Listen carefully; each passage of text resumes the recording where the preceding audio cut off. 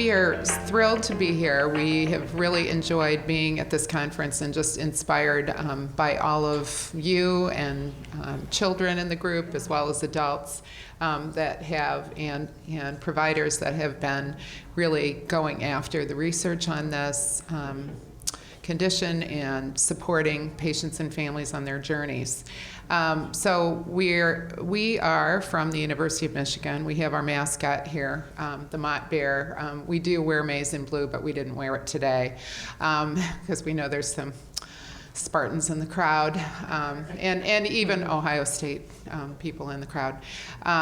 So we are child life specialists. We are from various backgrounds in our, and we're going to get into a little bit of that about our professional development. But we have been working with the children's program over the past few days and helping them to get their bearings and understanding about what is going on, how to help themselves, how to be resourceful in their process of healing. One of the first things that so I'm child life specialist. I also work in project management with the hospital, patient family centered care. And Jen Holly, who is joining me today. Do you want to I'm Jen. I've been with the hospital for 17 years, and I primarily work in the surgery area as a child life specialist, helping kids kind of prepare and understand what's happening.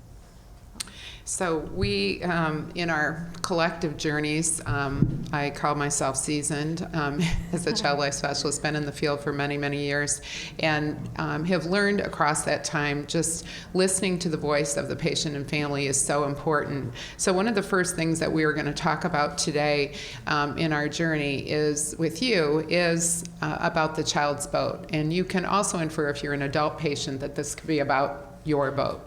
But essentially, as we approach a child or an adult who is experiencing stress or trauma, it is as if we are standing on the shore of turbulent waters. The child is in her rowboat, holding the oars, looking a little fearful, and we ask, "Can we ride with you for a while?" Depending upon that person's experience, she may jump at the opportunity to have company, or she may hesitate, wondering if she can trust us.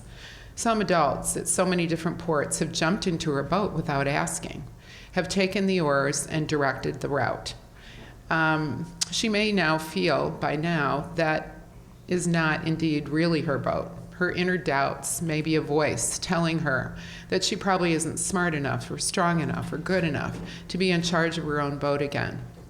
And she may not even know how to respond when we ask simply to be with her as she takes this rough ride.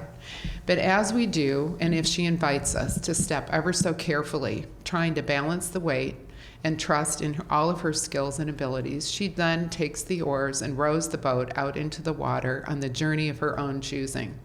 Sometimes she might get tired and ask us to take an oar, but we follow her lead and her pace.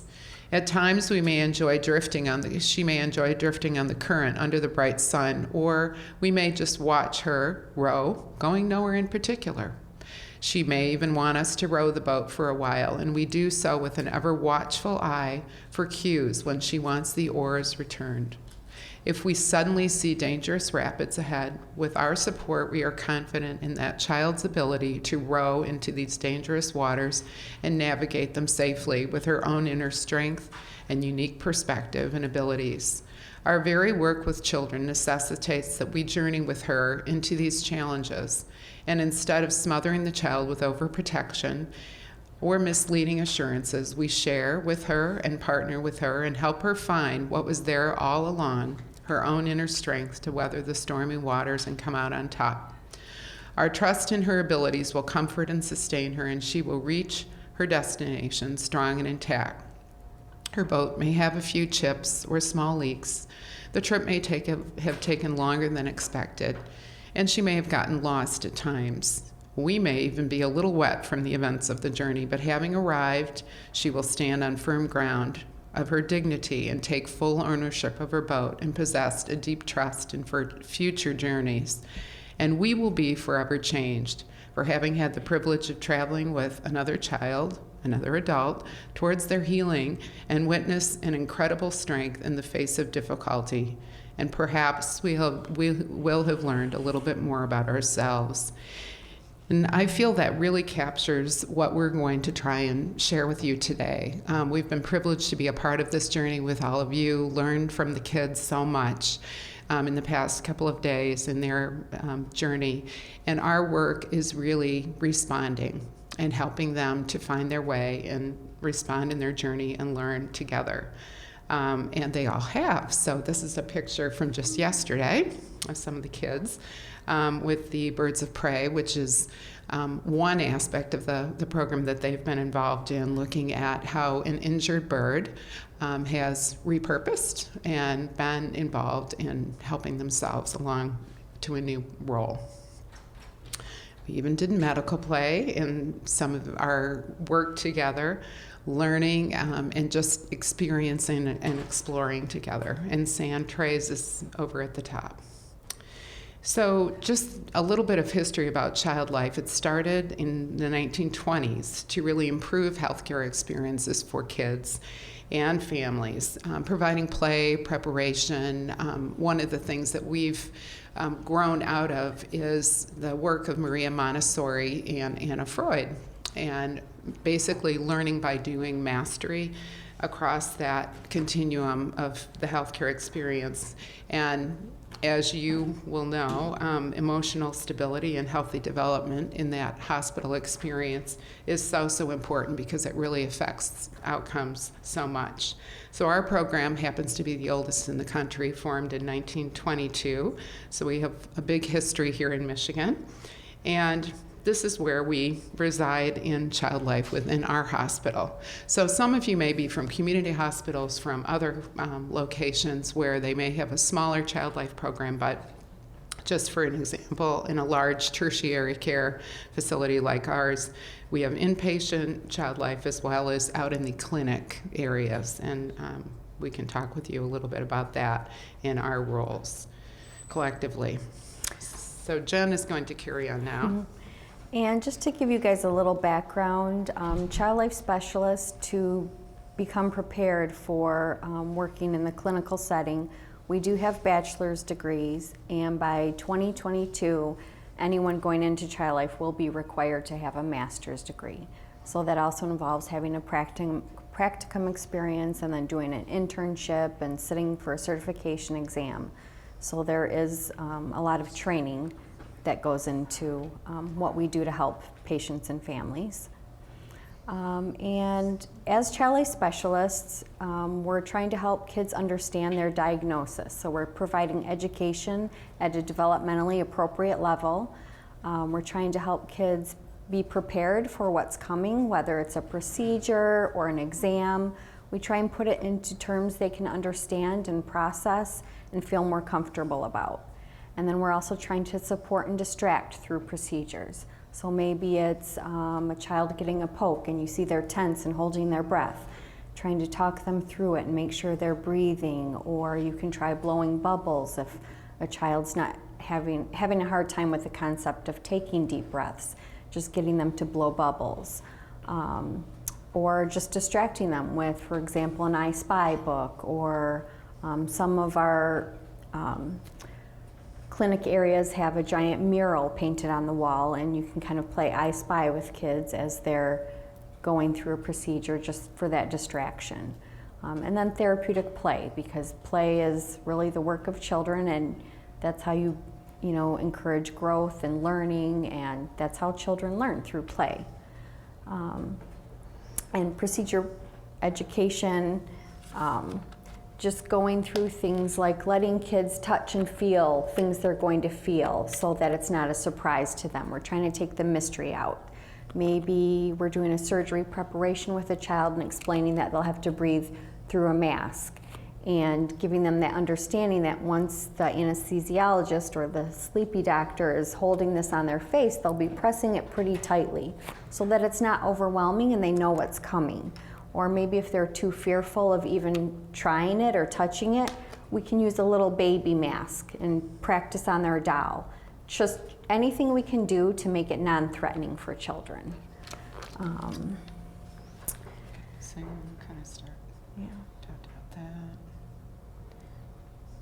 Okay, so as Jen mentioned, there's various developmental levels that we're looking at. We're really making it appropriate to that developmental level. We're working, for example, in the past few days, exploring creating a medical play doll, sensory items. If a child has some delay, then we want to look at the sights and the sounds and the importance of that.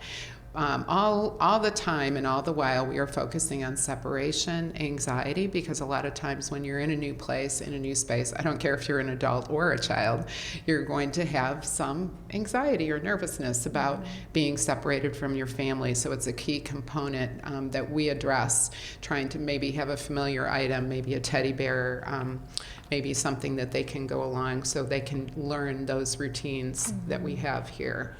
And I just would like to add in, also going along with preparation and learning coping tools, it's not just for the kids. Sometimes the families can learn from that also, because we're not in all clinics, we're not at all your appointments.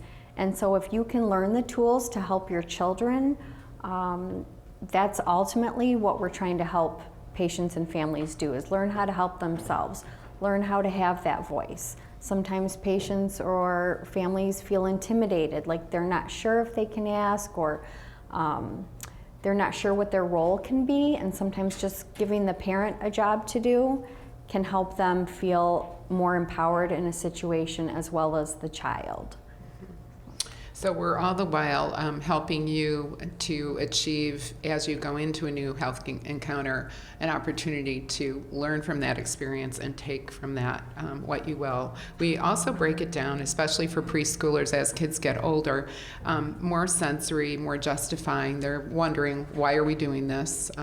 So we talk and work through, and we are not providing clinical result information, but we're working closely with physicians, with surgeons, with anesthesia, with nurses to provide that best words maybe, and helping the child to simplify that explanation. We're also teaching relaxation. So as Jen mentioned, distraction, we're teaching kids how to cope, how to maybe use a tool like a magic wand to learn from and distract and take with them. So the kids in the past few days made coping kits as part of their experience with us. When you get to school age, it's all about rules, and one of the things that we've found in our hospital especially, as kids are navigating, they may go from a clinic appointment, they may go to their pediatricians, they may go to have surgery, and all along the way, they need to have that consistency of information, but they are also the constant in that. I like to really help people to understand that really we're visitors as providers, we're visitors in your lives as a family. You're coming into the hospital, you're doing these things, you're going home. So as much as we can learn from your experience, the better. So in our hospital, we have small little passports that we've developed especially for a poke or a procedure, to basically highlight what those rules are for the patient and family. And rules, by rules I mean like positioning. How can we make it more comfortable? How can we learn from their experience? Is it hard for them to get a poke? Is it easy for them? Do they have a special way of doing things that maybe blowing bubbles or deep breathing? All of the kids this week, I was so impressed, were talking about, I use power breathing, I use a magic wand, I want to take a comfort item with me, and that makes a difference for them. So as much in the hospital as we can, we try and accommodate for those experiences for them and help them play along the way. And as they get older, even a teen or a young adult, we still find those things important. Separation is still a key component, and especially with teens, body image and advocating for yourself and kind of learning how to make those experiences your own then, and how to learn, how to speak up and say what you need and not be intimidated in the face of the healthcare experience. So what we do is really try and provide choices and privacy, kind of address some of those concerns that the teens would have, and provide that comfort.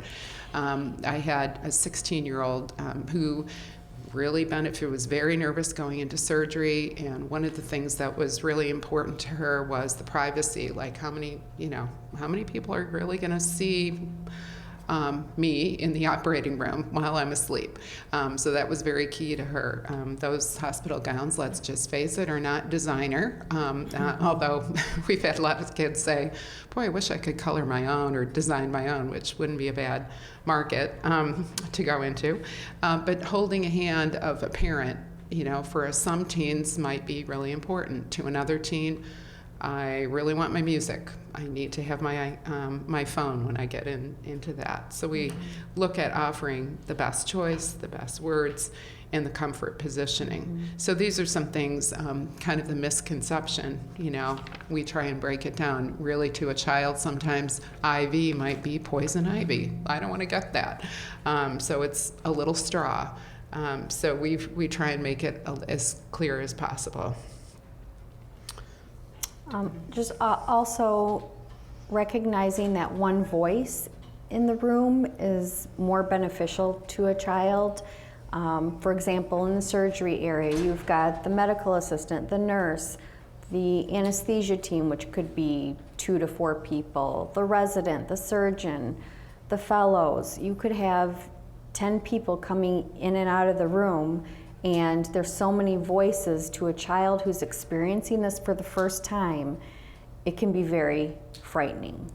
Or actually a really good example of one voice would be, I had a 6-month-old patient that needed blood work.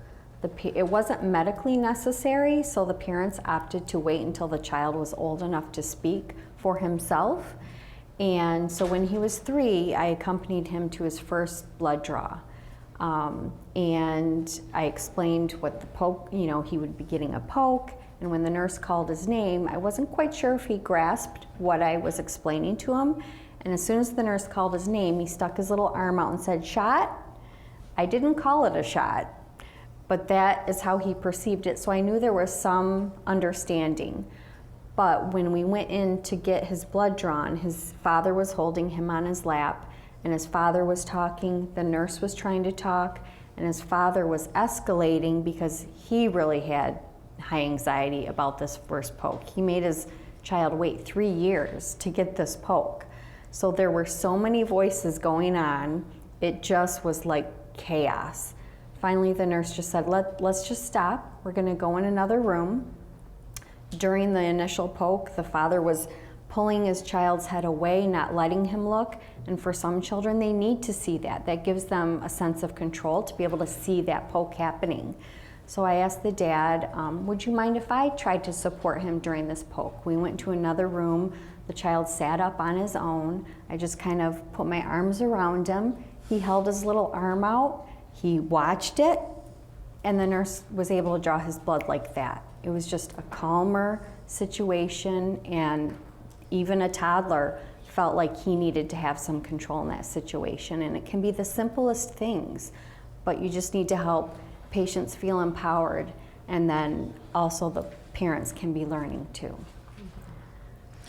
So another aspect of that is just, excellent example of how that father was able to use some comfort positions to support that. But a lot of times we've found that parents, as Jen mentioned, are anxious themselves and don't really know how to do a safe comfort position holding securely for that child to be able to go through. So we've developed a poster that we utilize online at our hospitals and provide for families to learn education. The parent version actually has eliminated all of the procedures because parents told us it was overwhelming to think that their child might have all of these experiences, but this is the staff version, so it's just a visual cue and reminder for staff to know these are some things that you can do to help alleviate anxiety and increase comfort.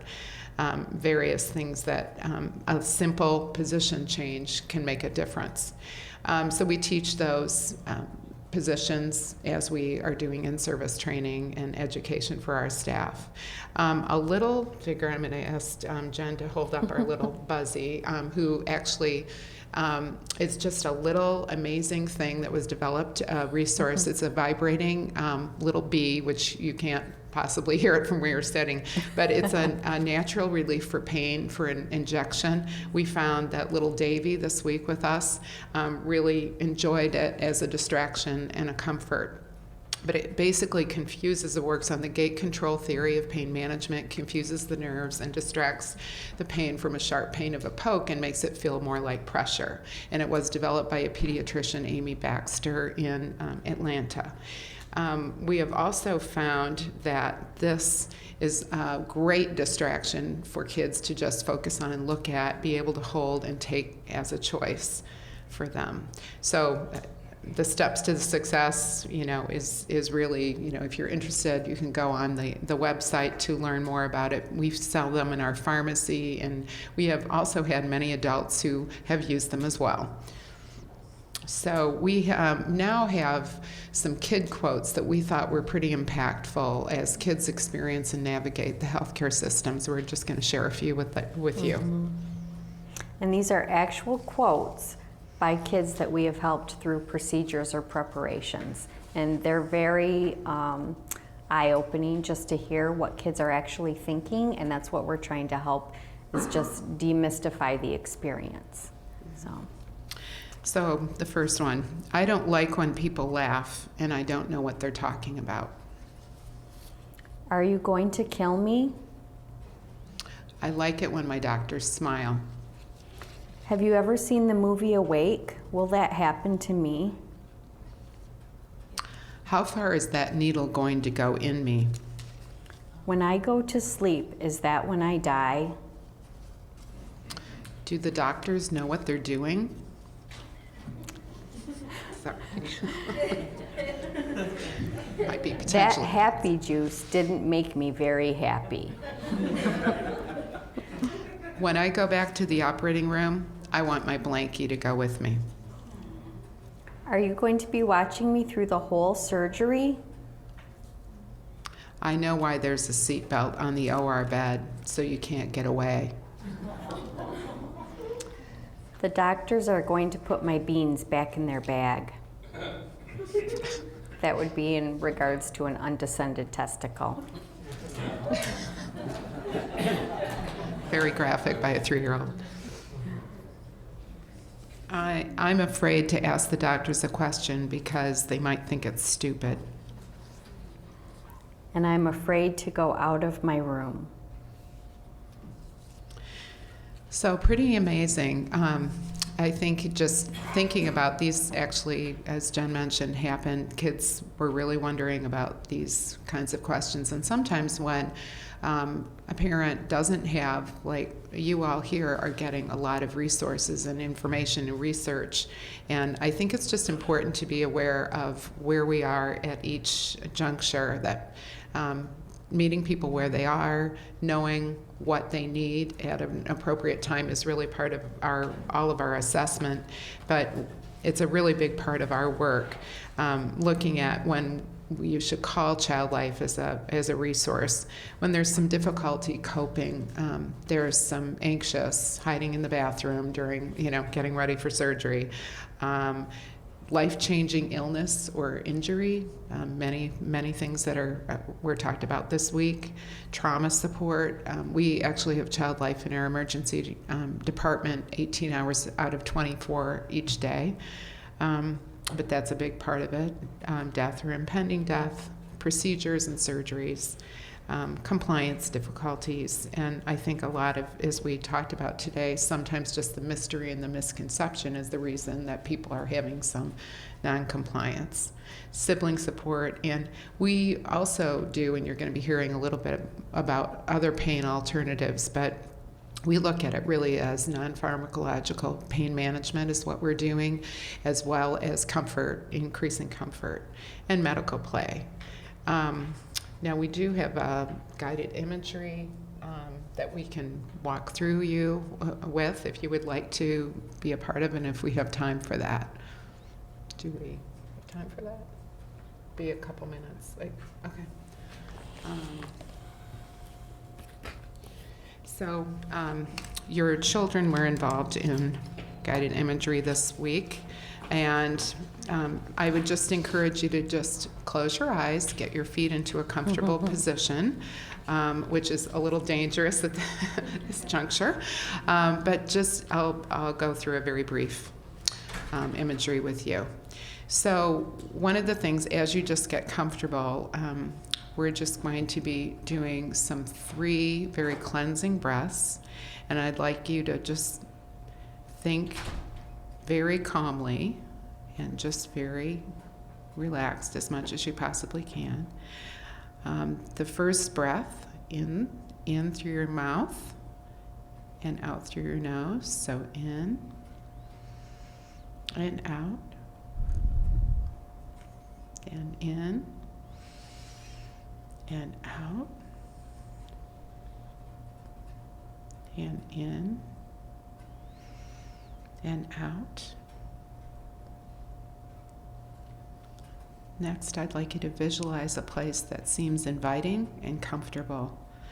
It could be lush and green like in nature, or a peaceful shoreline of a beach, a field of vibrant flowers, and a peaceful, quiet room. In your mind's eye, I'd like you to visualize that place now. Think about what it is like and take in this place. Imagine the colors and the smells and the sounds. You're safe here and you're comfortable. And as you breathe in and take in this peaceful and calm feeling, you think about this being a very good place for you to be. So imagine a child sitting there. You, perhaps, as a small child. You can think about how you looked back then, your hair, your eyes, the features of your little body. How old are you? 3 or 4 or 5 or 9? What are you wearing? In front of you are some of your most favorite things. What are they? Watching your little child at play, you think about what are you doing? And as you breathe in, think about the innocence of that child, that natural way that you interact with your favorite thing. No worries, no fears. As you breathe out, you exhale the worries that you carry. And you breathe away the tensions and the pace and all the complex things of your day. This child in quiet play is free to choose and not pressured. Look around as your child. Take in what you see. How does it look from your child's eyes?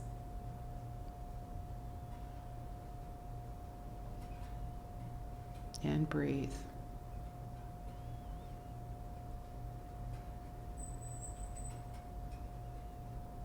Your child becomes aware of you sitting there next to them quietly. They smile and come right up to you.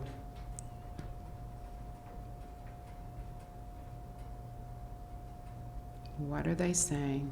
What are they doing?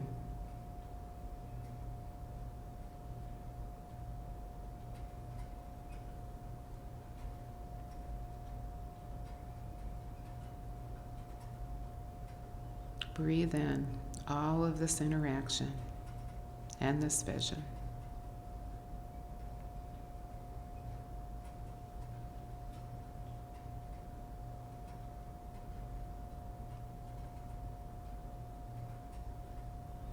And as you and your child now prepare to say goodbye for now, imagine doing so. They are not sad to see you go, only happy you got to play. Imagine your parting as one of great happiness, that you got to see each other and know you can come to this place anytime in your mind's eye. You see the child walking away, turning to wave, happy, peaceful, content, and energized.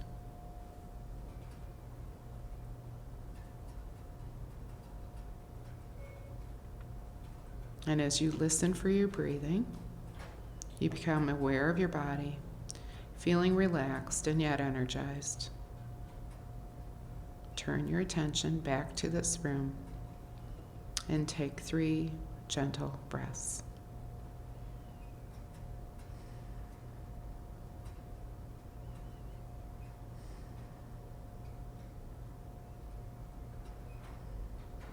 And when you are ready, you can slowly re-enter this room. Open your eyes and quietly breathe.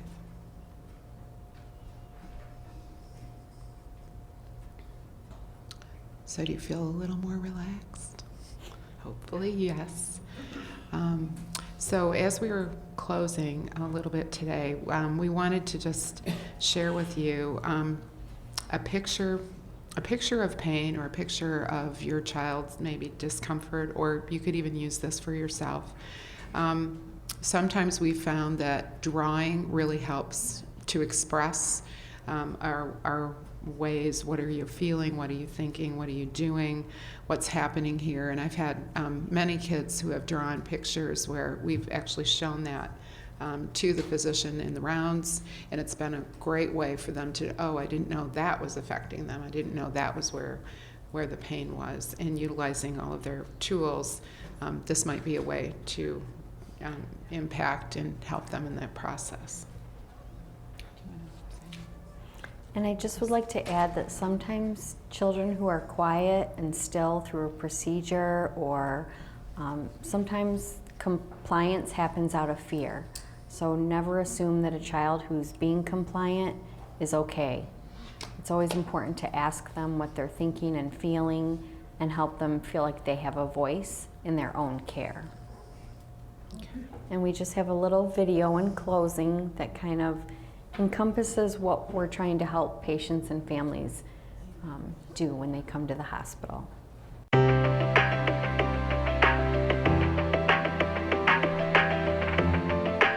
We are thrilled to be here. We have really enjoyed being at this conference and just inspired by all of you and children in the group, as well as adults that have, and providers that have been really going after the research on this condition and supporting patients and families on their journeys.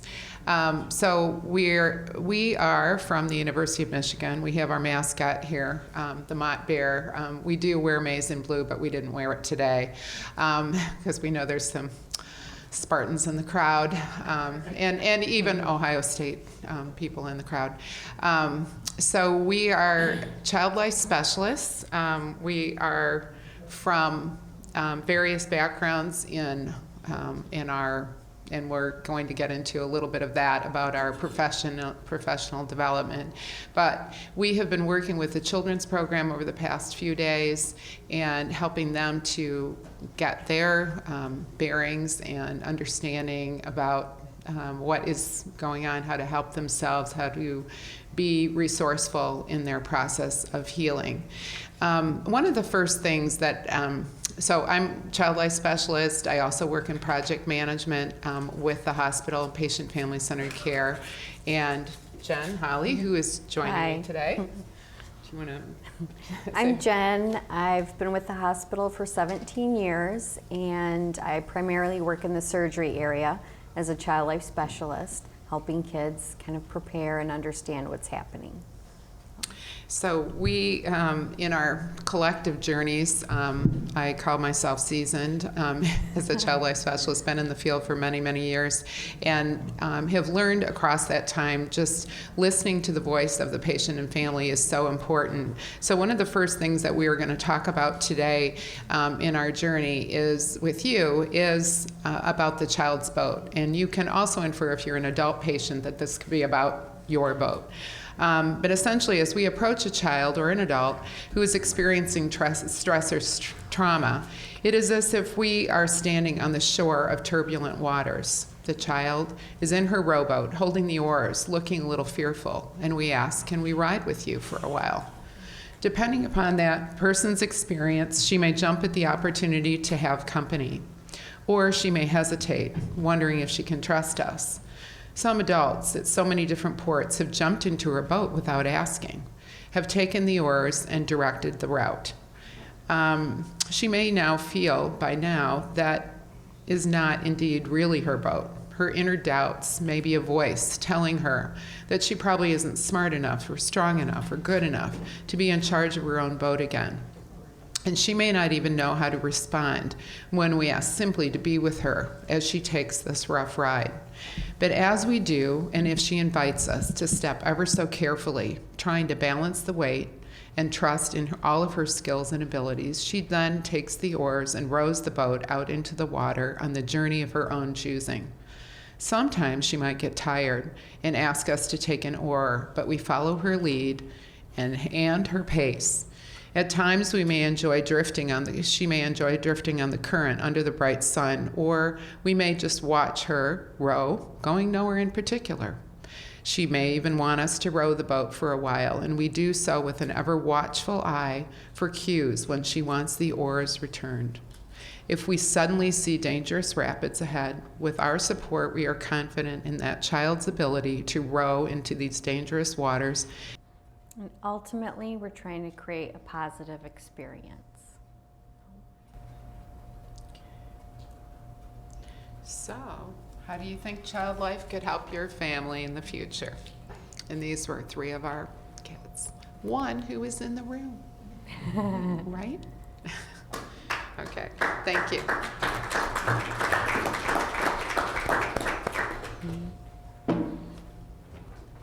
Thank you. Thanks very much. I see a question in the back. I had so many, but I narrowed it down to one or 2. Okay. So I noticed though that you guys don't have a child life, and I know it's funding and everything, but for your neurology floor or neurosurgery floor, and I'm guessing the answer is funding, so that's okay. But maybe if I could encourage you guys, since the doctors up there also, it's some for us we're here for the Chiari, but some of us, I mean, like my daughter's had so many surgeries, and it's very hard for her to. Thank you. Hi. It's very hard for her to have her child life specialist when she's in radiology and everything, and then if she goes inpatient, there's no child life on her floor. Or we don't come to your hospital, but for example, and so she doesn't understand, like, I'm having more trouble now than what I have down there, and I don't have them. The other thing too, and I mean this with the greatest respect, we have it in our family, we have close friends, but maybe if you could work, or I don't know if you guys have ever worked, I know that my daughter and some of her friends have a lot of animosity towards people with cancer. And I mean that with all due respect, but the cancer kids for our hospital, so if you have a cancer diagnosis, you walk in and you get handed an iPad, you get handed blankets, you get handed everything else. And some of them don't make it. I get that. It's like that everywhere. We never know what's going to happen with anybody, but they're treated very differently. Anybody popular that comes into the hospital goes to the cancer floor. They never go to the neurology floor or neurosurgery floor. That's just an observation that we've made. And while thankfully we have good friends that have cancer, so I've been able to work that in, but it's an honest thing. So. I would, just to respond to that last comment, one of the things that we really try hard in our hospital, and we have over 40 people on our staff now. We are taking care of kids in surgery. Jen mentioned that. We're on in the inpatient floors, on every floor.